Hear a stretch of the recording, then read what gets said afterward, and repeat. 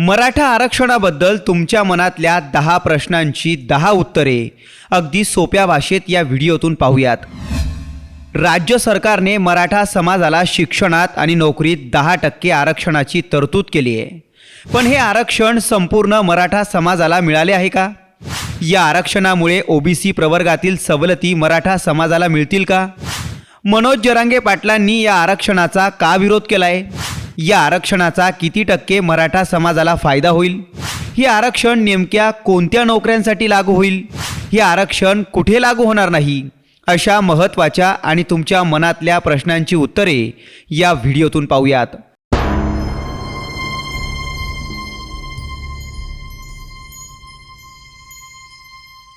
प्रश्न क्रमांक 1. संपूर्ण मराठा समाजाला आरक्षण मिळेल का? नाही. हे आरक्षण संपूर्ण मराठा समाजाला मिळणार नाही. मराठा समाजातले जे घटक प्रगत आणि उन्नत समाजात येत नाहीत अशा लोकांना नोकरी आणि शिक्षणात आरक्षण मिळाले आहे. प्रश्न क्रमांक 2. या आरक्षणाचा किती टक्के मराठा समाजाला फायदा होईल? प्रगत आणि उन्नत गटात मोडत नसलेल्या 84% मराठा समाजाला या आरक्षणाचा फायदा होऊ शकतो. प्रश्न क्रमांक 3. हे आरक्षण कोणत्या नोकऱ्यांसाठी लागू असेल? हे आरक्षण सरकारी शाळा, मंत्रालय, क्षेत्रीय कार्यालय, जिल्हा परिषद, विद्यापीठे आणि इतर सरकारी कार्यालयातील नोकरीत या आरक्षणाचा लाभ मिळेल. त्याचबरोबर महाराष्ट्र लोकसेवा आयोगामार्फत भरल्या जाणाऱ्या पदांमध्येही या आरक्षणाचा लाभ मिळू शकतो. प्रश्न क्रमांक 4. हे आरक्षण कुठे लागू नसेल? वैद्यकीय, तांत्रिक आणि शिक्षण क्षेत्रातील काही महत्त्वाची पदे, बदलीद्वारे किंवा प्रतिनियुक्तीद्वारे भरली जाणारी पदे, 45 दिवसांपेक्षा कमी कालावधीच्या नियुक्त्या आणि अल्पसंख्याक शैक्षणिक संस्थांमध्ये हे आरक्षण लागू नसेल. प्रश्न क्रमांक 5. हे आरक्षण केंद्रात म्हणजे महाराष्ट्राच्या बाहेर लागू असेल? नाही.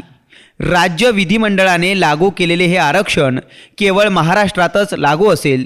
ते केंद्रात किंवा महाराष्ट्राबाहेर लागू होणार नाही. प्रश्न क्रमांक 6. या आरक्षणामुळे ओबीसी प्रवर्गातील सवलती मराठा समाजाला मिळतील का? नाही. कारण मराठा समाजाला हे आरक्षण स्वतंत्र प्रवर्गातून देण्यात आलंय. त्यामुळे ओबीसी प्रवर्गाला लागू असणाऱ्या सवलती मराठा समाजाला लागू होणार नाहीत. प्रश्न क्रमांक 7.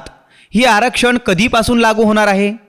मराठा आरक्षणाचं विधेयक विधानसभा आणि विधान परिषद या दोन्ही विधिमंडळाच्या सभागृहांनी एकमताने मंजूर केले आहे.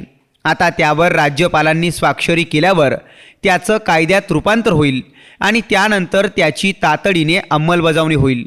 प्रश्न क्रमांक 8. या आरक्षणामुळे मराठा समाजाला राजकीय आरक्षण मिळालंय का? नाही. लागू केलेल्या आरक्षणात केवळ शिक्षण आणि नोकरीत मराठा समाजाला आरक्षण मिळालंय. राजकीय आरक्षणाची यात तरतूद करण्यात आली नाहीये. मराठा समाजाचे राजकारणात पुरेसं प्रतिनिधित्व असल्याने त्यांना राजकीय आरक्षणाची गरज नाही असा अभिप्राय राज्य मागासवर्ग आयोगाने दिलाय. प्रश्न क्रमांक 9. या आरक्षणाने 50% मर्यादा ओलांडली आहे का? होय. महाराष्ट्रात यापूर्वीच 62% आरक्षण आहे. आता त्यात या नव्या 10% वाढ झाली आहे. प्रश्न क्रमांक 10. मनोज जरांगे पाटलांचा या आरक्षणाला विरोध का आहे? आपली मूळ मागणीच पूर्ण न झाल्याचं मनोज जरांगे पाटलांचं म्हणणं आहे. मराठा समाजाला ओबीसी प्रवर्गातून आरक्षण मिळावं आणि सर्वांना सरसकट कुणबी प्रमाणपत्र देण्यात यावं अशी त्यांची मागणी आहे. त्याचबरोबर स्वतंत्र प्रवर्गातून मिळालेलं हे आरक्षण न्यायालयात टिकणार नाही अशी भीतीही त्यांना आहे. त्यामुळे मनोज जरांगे पाटलांचा या आरक्षणाला विरोध आहे. ब्युरो रिपोर्ट, साम टीव्ही न्यूज, मुंबई. देश विदेशातील प्रत्येक घडामोडींचे लाईव्ह अपडेट मिळवण्यासाठी आता साम टीव्हीच्या सर्व सोशल मीडिया प्लॅटफॉर्मला लाईक, फॉलो आणि सबस्क्राईब करा. तसंच सर्व नोटिफिकेशनसाठी बेल आयकॉन प्रेस करायला विसरू नका.